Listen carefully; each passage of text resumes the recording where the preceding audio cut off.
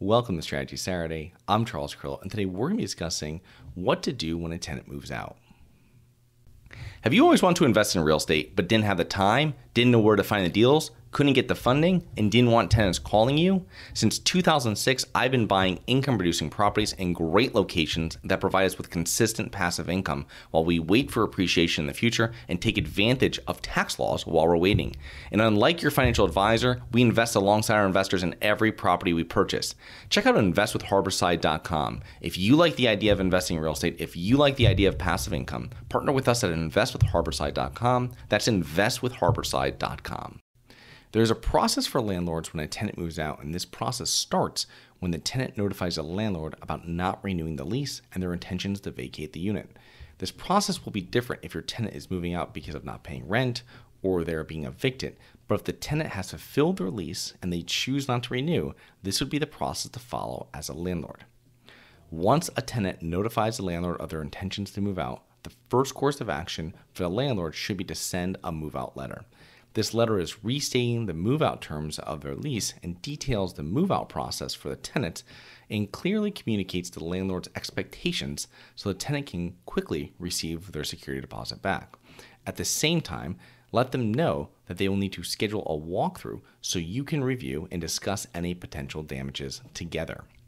I would include a copy of the checklist you'll be completing during the walkthrough.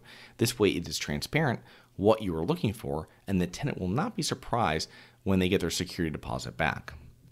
When the move-out inspection happens, record the condition of the property. When I self-manage properties, I would write a check on the spot to return the security deposit. This minimizes potential future issues, but most property managers will perform the walkthrough and then their boss will sign off on it and inform their bookkeeper to send the check. Now, state laws vary about security deposits, but if you perform the move-out inspection with the tenant, this will minimize issues. If there is an issue during the inspection, they'll be aware of it, and it will not become a problem down the road.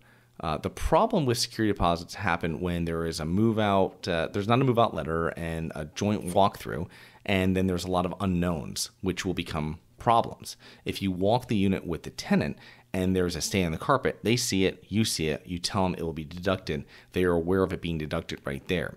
It is better to have a disagreement in the unit than months down the road when people are wondering why you deducted $400 from their security deposit.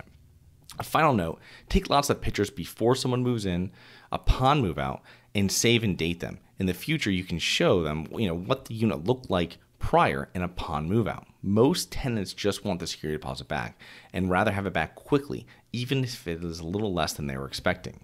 After the inspection, the tenant gives you back the keys. You should immediately change the locks of the property and begin preparing it for rental. So I hope you enjoyed. Please remember to rate, review, subscribe. Submit comments and potential show topics at globalinvestorspodcast.com. Look forward to 2 more episodes next week. See you then.